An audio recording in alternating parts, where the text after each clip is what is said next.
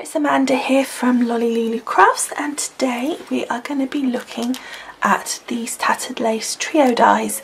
We're going to take each flower and show step by step how we make it up. Now, your tattered lace trio dies are what they say they are. There are 3 steps to them. So you've got your die for your die cutting, then you've got your embossing folder, and then you've got your stamps. So the combination of all 3 make a really nice flower, but obviously you do not have to do all 3 steps at any given time.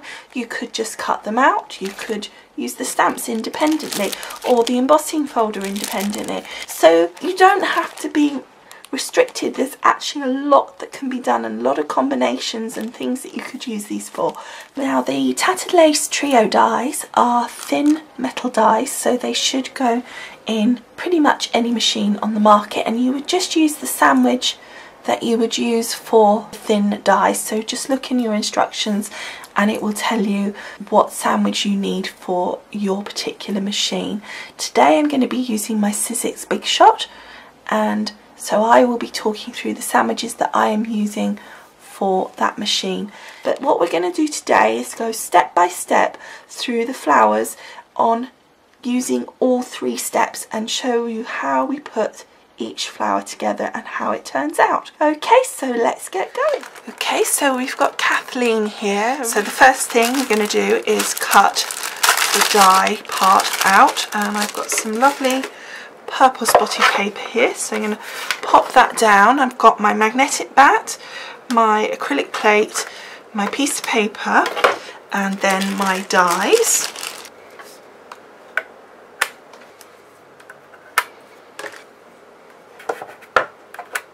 Okay, and then finally my acrylic mat, and then just run that through.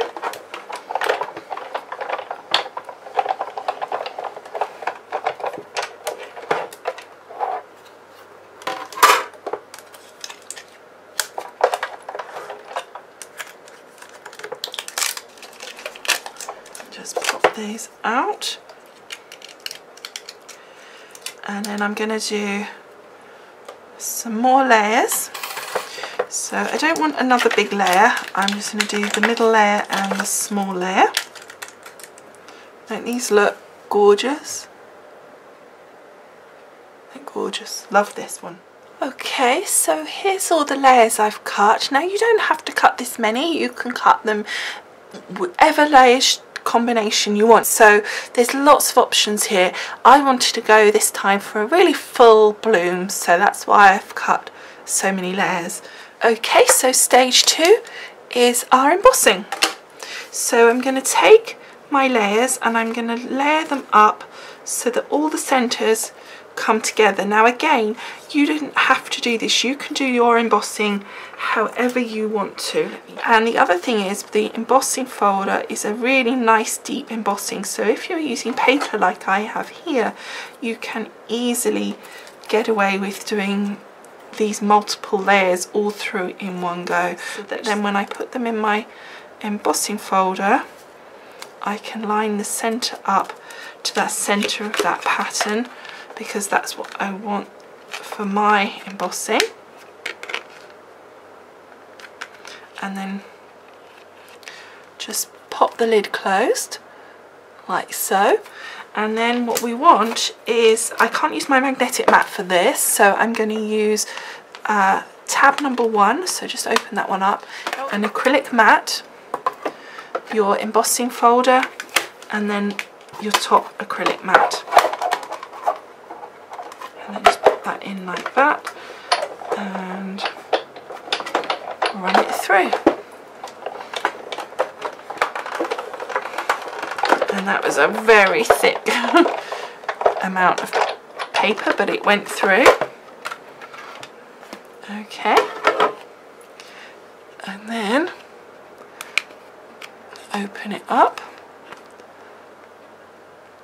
And you see all that lovely embossing on our layers. Now you can see, look, right down, that's the bottom layer, and that's just as embossed as the top layer.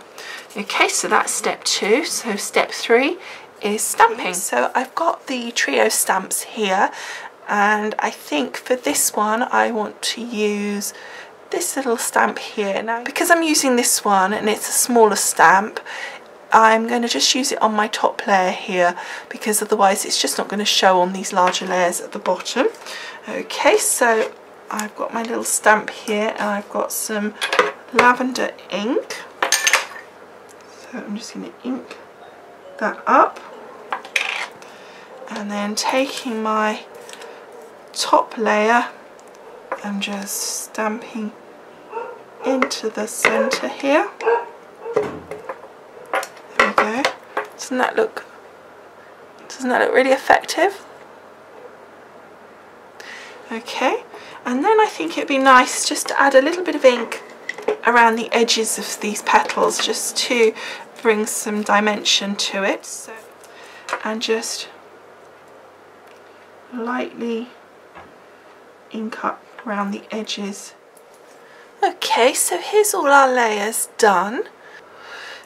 I love that around the edge, and what's really nice is because of the embossing you get a really textured look, and if you took that further in and did that lightly with the ink pad, you would just touch the top of the embossing, so you would leave like get a two colour effect, which is really cool. Okay, so now what we need to do is put this together.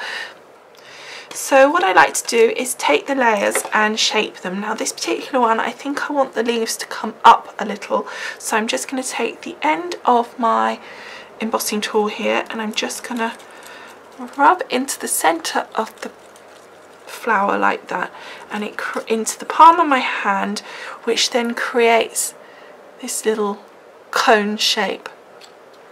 And then I'm going to pop that down and do the rest of the layers. Okay, so it's the last one. That's our top one. Make sure that we remember that's the last one because it's got that extra bit of stamping in the middle. Okay, so we're going to take our first layer here, so that's all ours shaped. We're going to take our first layer and we're going to start gluing these together.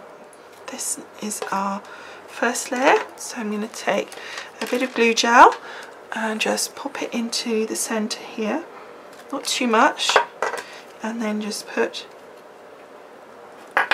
that in, and then if you press with the point of your tool again, then it just helps to create that shape and keep it, because as you press it down to put your layers in, it can kind of flatten out. So again,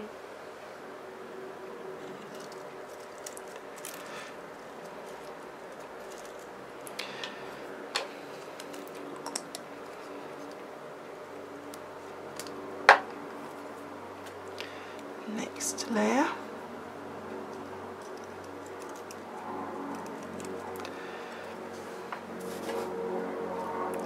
So pretty.